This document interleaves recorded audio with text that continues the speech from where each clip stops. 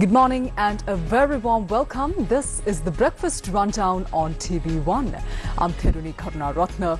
Well, as families around the country come together to celebrate this season of tradition, joy and renewal, we at News First hope that yesterday's Sinhala and Tamil New Year was filled with happiness, peace and meaningful moments with your loved ones. Let's take a look at some of the celebrations that took place across the island.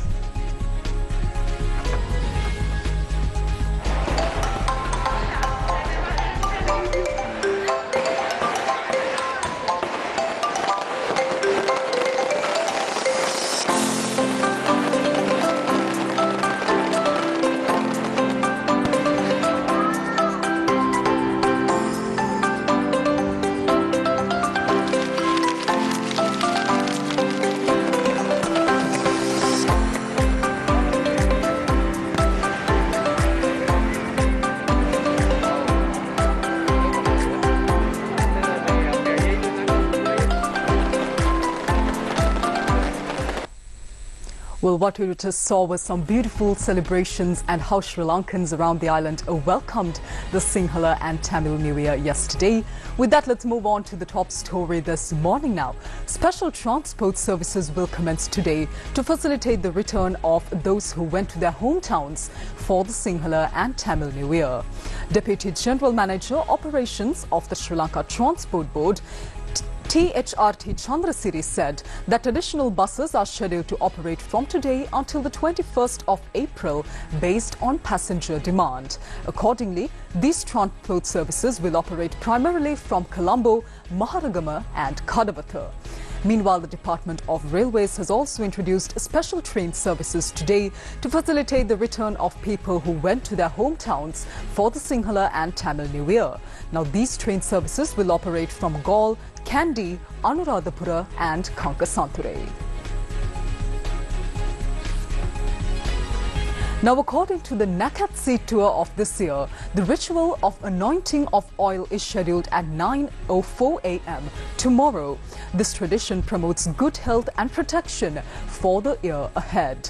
Astrology advises people to dress in green, face the north and apply herbal oils to the head. This year's National Oil Anointing Ceremony will be held at the Sri Maha Natha Devalaya, located within the premises of the Temple of the Sacred Tooth Relic in Kandy. The ceremony is said to be presided over by Minister of Health and Mass Media, Dr. Nalinda Jayatissa, under the guidance of the most venerable Mahanayaka Theros of both the Malvathu and Asgiri chapters. Meanwhile, the ritual of stepping out for prosperity is scheduled at 9:03 a.m.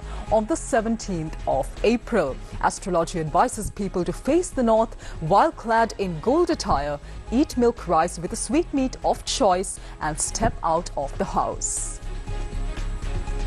Now, 11 people have died in 9 road accidents across the island during the past 3 days of this festive season. As the Sinhala and Tamil New Year fills homes with joy, laughter and tradition, the Ministry of Health is urging everyone to celebrate safely as well as mindfully. The festive season is a time meant for family, for togetherness and for making memories and not for tragedies. So as you travel, gather and celebrate, here are a few heartfelt reminders to help keep this season safe for everyone you love. We've all heard stories that turn joyful moments into lifelong sorrow because of one reckless decision. We don't want you or your loved ones to be part of such stories. So if you're heading out to visit your family and friends, please drive carefully. Take breaks if you're tired, and above all, never drive under the influence of alcohol. It is your duty as a driver and our shared responsibility as passengers and friends. Speak up, say no, don't risk it. Please avoid speeding. Getting there a few minutes sooner isn't worth risking everything. If you plan to swim in rivers or lakes, check if that is safe and never go alone. What starts as fun can turn dangerous in seconds. When it comes to fireworks, especially around children, always supervise. Just a moment of distraction can lead to serious harm. So this new year, while we light oil lamps, share sweet meats and greet one another with blessings, let's also carry this thought in our hearts. Celebrate with joy, but never at the cost of safety. Your life and the lives around you are far too precious.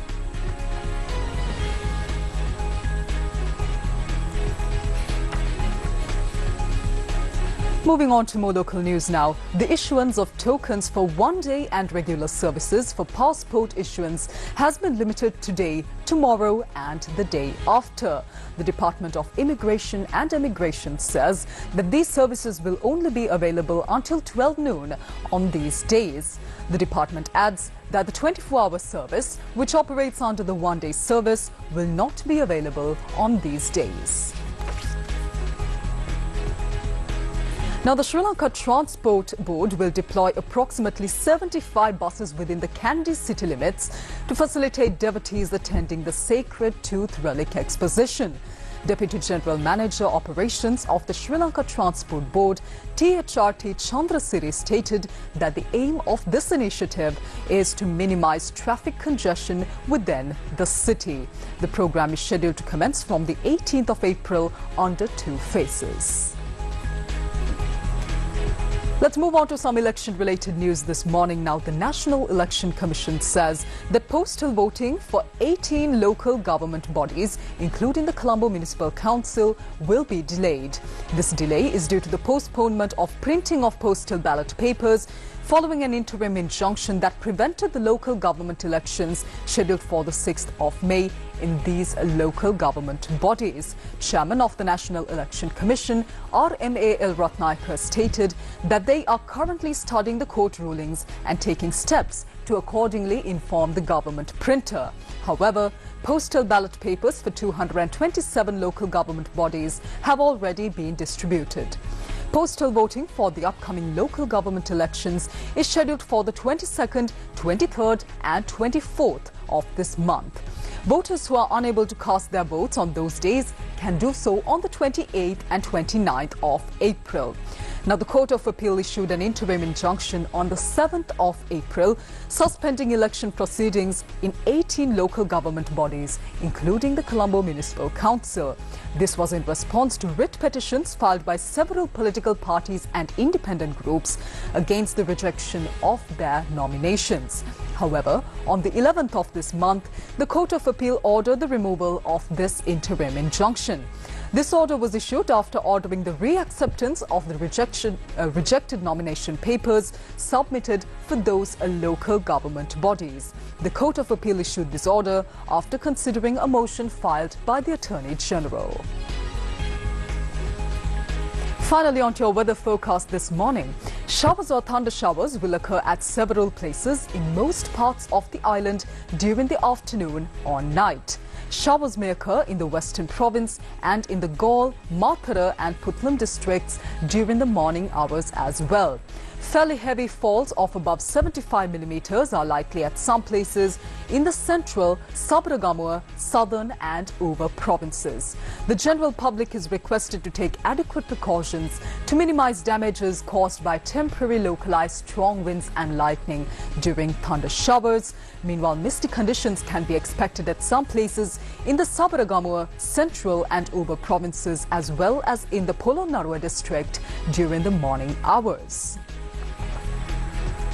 Meanwhile, issuing a warm weather advisory, the Met Department says that the heat index or the temperature level felt on the human body is likely to increase up to a caution level at some places in the northern, north central, northwestern, western, southern and eastern provinces and in the Ratnapura and Munaragala districts. The advisory includes several key safety recommendations for different settings. At job sites, workers are being advised to stay well hydrated and to take regular breaks in shaded areas. When indoors, it is important to check on elderly individuals and those who are sick. The advisory also includes a strong reminder to never leave children unattended inside vehicles. For those spending time outdoors, the public is urged to limit any strenuous activities, especially during the hottest parts of the day. People are encouraged to stay in the shade whenever possible and to drink plenty of water in order to stay hydrated. And in terms of clothing, the department recommends wearing lightweight garments in white or other light colors as well. With that, let's move on to news overseas for this morning. The United Nations and rights groups are calling for an end to the violence in Sudan as the second anniversary of its civil war looms, and the paramilitary Rapid Support Forces, or RSF, has intensified attacks in Darfur, killing dozens of people in the recent days. As representatives from dozens of countries are set to meet in London on Tuesday to try and resolve the Sudan crisis, Human Rights Watch urged the international community to urgently work to protect civilians and guarantee safe, unfettered aid provision in the country. The UN says that more than 400 people have been killed in recent attacks by the paramilitary Rapid Support Forces in Sudan's Darfur region. Last week, the RSF launched an intense ground and aerial assault on refugee camps surrounding the city of El Fasher in an attempt to seize the last state capital of Darfur held by their rival, the Sudanese army. The two warring sides have been locked in a bloody power struggle since April 2023. This has created the world's largest humanitarian crisis and forced millions to flee their homes. The UN said it has verified 148 killings between Thursday and Saturday, but warned that the toll could be much higher. UN spokeswoman Ravina Shamsadani told foreign media their verification process is still ongoing and that their number didn't include Sunday's violence. UN Human Rights Chief Volker Turk called on all parties involved to renew their resolve to take meaningful steps towards resolving this conflict in Sudan.